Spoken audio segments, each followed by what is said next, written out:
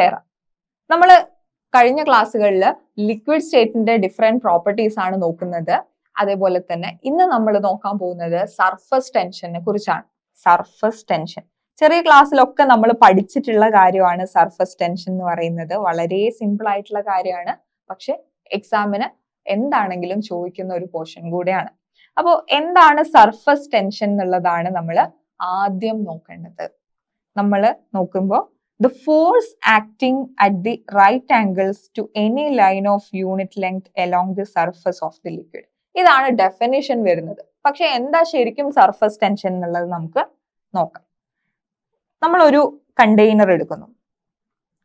ഒരു കണ്ടെയ്നർ എടുക്കുന്ന സമയത്ത് അവിടെ ലിക്വിഡ് സർഫസും അതേപോലെ എയറും തമ്മിൽ, ഇതെന്താണ്, ലിക്വിഡ് ആണ്, അതേപോലെ ഇവിടെ എന്താണ്, എയർ ആണുള്ളത്.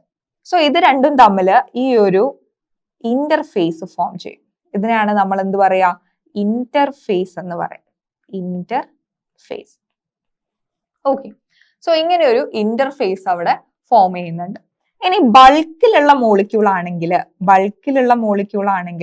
ഈ ഒരു മോളിക്യൂൾ കൺസിഡർ ചെയ്യുന്ന സമയത്ത് ഇവിടെ എല്ലാ ഡയറക്ഷനിലേക്കും ഈക്വൽ ഫോഴ്സ് ആണുള്ളത് അല്ലെ. എല്ലാ ഡയറക്ഷനിൽ നിന്നും ആ ഒരു മോളിക്യൂളിനെ ഈക്വൽ ആയിട്ടാണ് അട്രാക്ട് ചെയ്യുക. സോ ആ ഫോഴ്സ് ഒക്കെ എന്തായിട്ട് പോവും, ക്യാൻസൽ ചെയ്തിട്ട് പോവും. പക്ഷേ സർഫസിലുള്ള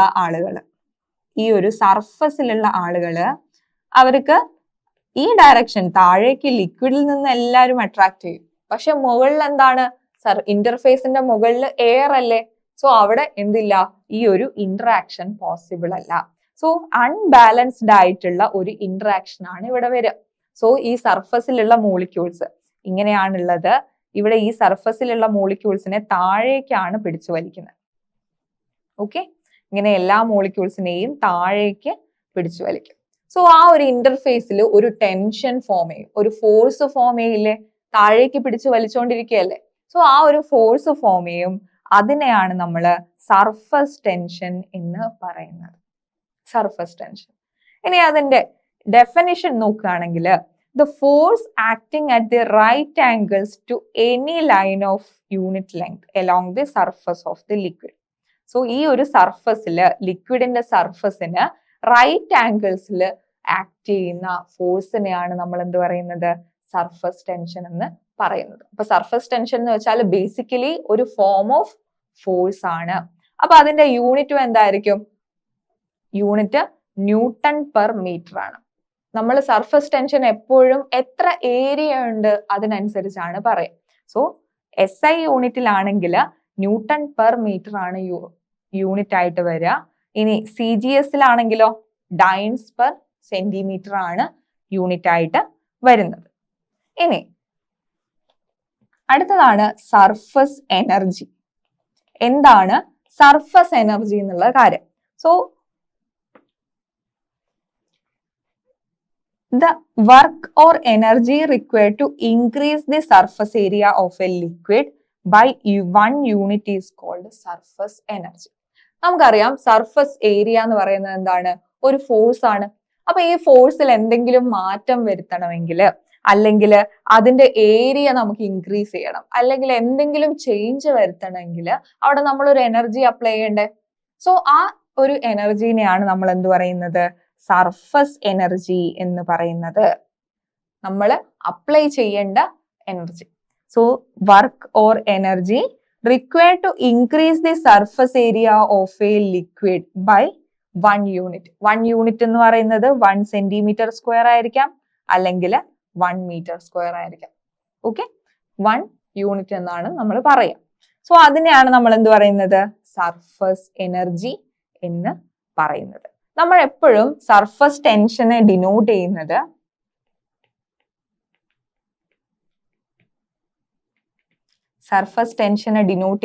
ഗാമ എന്ന് പറഞ്ഞിട്ടുള്ള ലെറ്റർ വെച്ചിട്ടാണ്.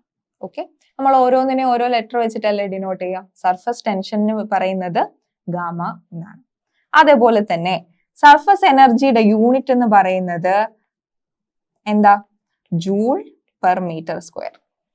ഒരു മീറ്റർ സ്ക്വയർ ലെങ്ത് ഇൻക്രീസ് ചെയ്യാൻ വേണ്ടിയിട്ട് നമ്മൾ അപ്ലൈ ചെയ്യുന്ന energy. So joule per metre square. Okay, ഇതാണ് സർഫസ് എനർജി എന്ന് പറയുന്നത്. ഇനി നമുക്ക് നോക്കേണ്ടത് ഈ സർഫസ് എനർജി കൊണ്ട് അല്ലെങ്കിൽ സർഫസ് ടെൻഷൻ കൊണ്ട് അവിടെ ഉണ്ടാവുന്ന കോൺസിക്വൻസസ് എന്തൊക്കെയാണെന്നാണ്. ഇതാണ് വളരെ ഇമ്പോർട്ടന്റ് ആയിട്ടുള്ള കാര്യം. എന്തൊക്കെയാണ് സർഫസ് ടെൻഷന്റെ കോൺസിക്വൻസസ് ആയിട്ട് വരുന്നത്? അതിൽ ഒന്നാമത്തെയാണ് spherical shape of water droplet. നമ്മളിത് കുഞ്ഞു ക്ലാസ് തൊട്ടേ പഠിക്കുന്നതാണ്. ഒരു വെള്ളത്തിന്റെ തുള്ളി അത് നിലത്ത് വീണിട്ടുണ്ടെങ്കിൽ അത് എപ്പോഴും എന്താ നോക്കുക?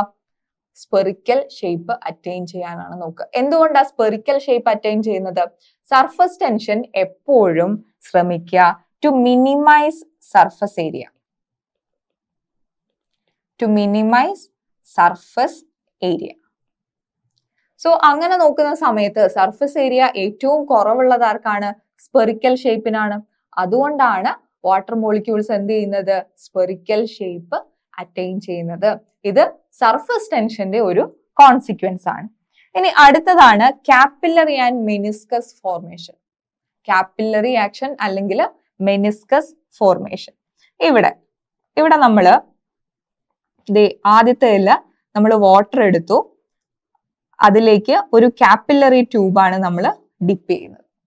ഇങ്ങനെ കാപ്പിലറി ട്യൂബ് ഡിപ്പ് ചെയ്യുന്ന സമയത്ത് ഇവിടെ എന്ത് ചെയ്യുന്നുണ്ട്? ഒരു സർഫസ് ഫോം ചെയ്യുന്നുണ്ട്. ഇങ്ങനെ ഒരു സർഫസ് ഫോം ചെയ്യുന്നുണ്ട്. ഓക്കെ, ഇങ്ങനെ ഒരു സർഫസ് ഫോം ചെയ്യുന്നുണ്ട്.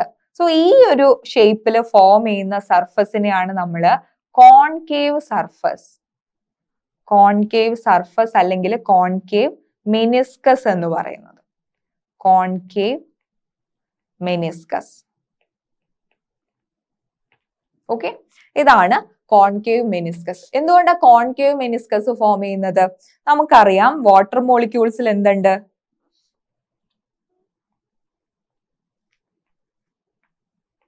ഒരു കാപ്പിലറി ഡിപ്പ് ചെയ്യുന്നു, അവിടെ ഒരു കോൺകേവ് മെനിസ്കസ് ഫോം ചെയ്യുന്നു. ഓക്കെ, സോ വാട്ടർ മോളിക്യൂൾസിൽ കൊഹസീവ് ഫോഴ്സ് ഉണ്ട്. എന്താണ് കൊഹസീവ് ഫോഴ്സ് എന്നുള്ളത് നമ്മൾ ഡിസ്കസ് ചെയ്തിട്ടുള്ള കാര്യമാണ്. ഓക്കെ, സോ ഈ ഒരു കൊഹസീവ് ഫോഴ്സിനേക്കാളും കൂടുതലാണ് അഡിസീവ് ഫോഴ്സ് എങ്കിൽ അവിടെ എന്ത് ഫോം ചെയ്യും? കോൺകേവ് മെനിസ്കസ് ഫോം ചെയ്യും. കോൺകേവ് ഈ ഒരു ഷേപ്പിലാണ് ഉണ്ടാവുക. ഇവിടെ ഇതിന് എക്സാമ്പിൾ പറയുന്നത് വാട്ടർ ആണ്. കോൺകേവ് മെനിസ്കസിന് എക്സാമ്പിൾ എന്താണ്? വാട്ടർ ആണ്. സോ ഇവിടെ ഫോം ചെയ്യുന്ന ഈ ഒരു ആംഗിൾ എപ്പോഴും തീറ്റ എന്തായിരിക്കും? അക്യൂട്ട് തീറ്റ ആയിരിക്കും. അക്യൂട്ട് തീറ്റ എന്ന് വെച്ചാൽ തീറ്റ ലെസ് ദാൻ 90 ഡിഗ്രി. ഓക്കെ, ഇതാണ് കോൺകേവ് മെനിസ്കസ് വരുന്നത്. എന്തുകൊണ്ടാണ് കോൺകേവ് മെനിസ്കസ് ഫോം ചെയ്യുന്നത്? ഇൻബിൽട്ട് ആയിട്ടുള്ള കൊഹസീവ് ഫോഴ്സിനേക്കാളും കൂടുതലാണ് അഡിസീവ് ഫോഴ്സ്. അഡിസീവ് ഫോഴ്സ് എന്ന് വെച്ചാൽ ഈ ഒരു വാട്ടർ മോളിക്യൂളും ഈ ഒരു ഗ്ലാസും തമ്മിലുള്ള ഇന്ററാക്ഷൻ. അത് എന്താണ്? വാട്ടർ മോളിക്യൂൾസ് തമ്മിലുള്ള ഇന്ററാക്ഷൻ. ഒരു വാട്ടർ മോളിക്യൂളും വേറൊരു വാട്ടർ മോളിക്യൂളും തമ്മിലുള്ള ഇന്ററാക്ഷനേക്കാളും കൂടുതലാണ്. സോ അങ്ങനെയാണ് ഇവിടെ കോൺകേവ് സർഫസ് അല്ലെങ്കിൽ കോൺകേവ് മെനിസ്കസ് ഫോം ചെയ്യുന്നത്. ഇനി ഞാൻ ഇതുപോലെ തന്നെ ഒരു ലിക്വിഡ് എടുക്കുന്നു, അതിലേക്ക് ഒരു കാപ്പിലറി ഡിപ്പ് ചെയ്യുന്നു, എനിക്ക് എന്ത് കിട്ടുന്നു? ഇതുപോലെ ഒരു കോൺവെക്സ് ആയിട്ടുള്ള മെനിസ്കസ് ഫോം ചെയ്യുന്നു. കോൺവെക്സ് ആയിട്ടുള്ള മെനിസ്കസ് ഫോം ചെയ്യുന്നു. സോ ഇത് എക്സാമ്പിൾ ആയിട്ട് വരുന്നത് ആദ്യത്തേത് വാട്ടർ ആയിരുന്നു, രണ്ടാമത്തേത് യൂഷ്വലി നമ്മൾ മെർക്കുറി ആണ് പറയാം. അപ്പൊ ഇവിടെ എന്ത് ഫോഴ്സ് ആയിരിക്കും കൂടുതൽ? അഡിസീവ് ഫോഴ്സിനേക്കാളും കൂടുതൽ കൊഹസീവ് ഫോഴ്സ് ആയിരിക്കും. എന്ന് വെച്ചാല് വാട്ടർ അല്ലല്ലോ, മെർക്കുറിയും പാർട്ടിക്കിൾസ് തമ്മിലുള്ള ഇന്ററാക്ഷൻ ആയിരിക്കും എന്ത് കൂടുതലായിട്ടുണ്ടാവുക ദാൻ മെർക്കുറിയും ഗ്ലാസും തമ്മിലുള്ളത്. സോ അതുകൊണ്ട് ആണ് ഇവിടെ എന്ത് ഫോം ചെയ്യുന്നത്? കോൺവെക്സ് മെനിസ്കസ് ഫോം ചെയ്യുന്നത്. Convex meniscus. Convex meniscus form ചെയ്യുന്നതിന്റെ എക്സാമ്പിൾ ആണ് ആര്? മെർക്കുറി. ദെൻ തീറ്റ. ഈ ഒരു ആംഗിൾ ഇവിടെ നമ്മൾ ഒരു ടാൻജന്റ് വരയ്ക്കുകയാണെങ്കിൽ, ഈ ഒരു മെനിസ്കസിൽ നമ്മൾ ഒരു ടാൻജന്റ് വരയ്ക്കുകയാണെങ്കിൽ ഈ ഫോം ചെയ്യുന്ന ആംഗിളിനെയാണ് നമ്മൾ തീറ്റ എന്ന് പറയാം. ഓക്കെ, മെനിസ്കസും ഗ്ലാസും ആയിട്ട് ഇവിടെ ആംഗിൾ ഉണ്ടല്ലോ, മെനിസ്കസും ഗ്ലാസും ആയിട്ട് ഫോം ചെയ്യുന്ന ആംഗിളിനെയാണ് നമ്മൾ തീറ്റ എന്ന് പറയുന്നത്. സോ ഇവിടെ തീറ്റ എന്തായിരിക്കും? ഗ്രേറ്റർ ദാൻ 90 ഡിഗ്രി ആയിരിക്കും. Greater than 90 degree. Okay, so ഇതാണ് കോൺവെക്സ് മെനിസ്കസിൽ വരുന്നത്. അടുത്തതാണ് ഇവിടെ theta is equal to 90 degree. 90 degree ആണ് തീറ്റ എന്ന് വെച്ചാൽ അവിടെ മെനിസ്കസ് ഫോർമേഷൻ ഒന്നും നടക്കുന്നില്ല, സെയിം ലെവലിലാണുള്ളത്. സോ അവിടെ എന്തായിരിക്കും, അഡ്ഹസീവ് ഫോഴ്സും കൊഹസീവ് ഫോഴ്സും ഈക്വൽ ആയിരിക്കും. സോ ഇങ്ങനെയുള്ള കേസിൽ അവിടെ മെനിസ്കസ് ഫോർമേഷൻ നടക്കുന്നില്ല, ആ ഒരു ലെവലിൽ തന്നെയാണ് അത് നിൽക്കുക. അതിന് എക്സാമ്പിൾ ആണ് സിൽവർ. അപ്പൊ 3 ടൈപ്പ് കാപ്പിലറി ആക്ഷൻ ആണ് നമ്മൾ പഠിച്ചിട്ടുള്ളത്. അക്യൂട്ട് ആംഗിൾ വരുന്നത്, അതുപോലെ തന്നെ തീറ്റ ഗ്രേറ്റർ ദാൻ 90 വരുന്നത്, ദെൻ തീറ്റ ഈക്വൽ ടു 90 വരുന്നത്. ഇത് 3 പഠിക്കണം. അതുപോലെ തന്നെ ഇത് ഏതൊക്കെ മെനിസ്കസ് ആണ് ഫോം ചെയ്യുന്നത്, അതേപോലെ തന്നെ ഓരോന്നിനും എക്സാമ്പിളും പഠിക്കണം. ഓക്കെ, ഇനി നമ്മൾ നോക്കാൻ പോകുന്നത് effect of temperature on surface tension ആണ്. എഫക്റ്റ് ഓഫ് ടെമ്പറേച്ചർ പറയുന്ന സമയത്ത് ഇവിടെ 2 ഇമ്പോർട്ടന്റ് ആയിട്ടുള്ള ഇക്വേഷൻസ് ആണ് പഠിച്ചു വെക്കേണ്ടത്. ആദ്യത്തത് gamma into M by rho to the power 2/3 equal to k into T C minus T minus 6. ഇതാണ് ആദ്യത്തെ ഇക്വേഷൻ. ഇതിനെ നമ്മൾ റാംസേ ഷീൽഡ് ഇക്വേഷൻ എന്ന് പറയും. Ramsay Shield equation. ഓക്കെ, ഇതിൽ ഗാമ എന്താന്ന് അറിയാലോ, സർഫസ് ടെൻഷൻ ആണ് ഗാമ എന്ന് പറയുന്നത്. എം എന്ന് പറയുന്നത് മോളിക്കുലാർ മാസ് അല്ലെങ്കിൽ മോളാർ മാസ് ആണ്, മോളിക്കുലാർ മാസ്. റോ എന്ന് പറയുന്നത് ഡെൻസിറ്റി. റോ ഡെൻസിറ്റിനെയാണ് നമ്മൾ റോ എന്ന് പറയുന്നത്. ഓക്കെ, ദെൻ കെ എന്ന് പറയുന്നത് കോൺസ്റ്റന്റ് ആണ്. അതേപോലെ തന്നെ ടി സി എന്ന് പറയുന്നത് എന്താ, ക്രിട്ടിക്കൽ ടെമ്പറേച്ചർ. ആ ഒരു ലിക്വിഡിന്റെ ക്രിട്ടിക്കൽ ടെമ്പറേച്ചർ ആണ് ടി സി. ടി എന്ന് പറയുന്നത് നമ്മൾ ഏത് ടെമ്പറേച്ചർ ആണോ കൺസിഡർ ചെയ്യുന്നത് അതാണ് ടി. കെ എന്ന് പറയുന്നത് എന്താ, കോൺസ്റ്റന്റ്. സോ ഈ ഒരു ഇക്വേഷൻ ആണ് റാംസേ ഷീൽഡ് ഇക്വേഷൻ എന്ന് പറയുന്നത്. Temperature dependence on surface tension. Okay, ഇനി ഈ റാംസേ ഷീൽഡ് ഇക്വേഷന് ശേഷം വന്നിട്ടുള്ളതാണ് കട്ടയാമ മോഡിഫൈഡ് ഇക്വേഷൻ. ഇതും വളരെ ഇമ്പോർട്ടന്റ് ആണ്. Katayama modified equation.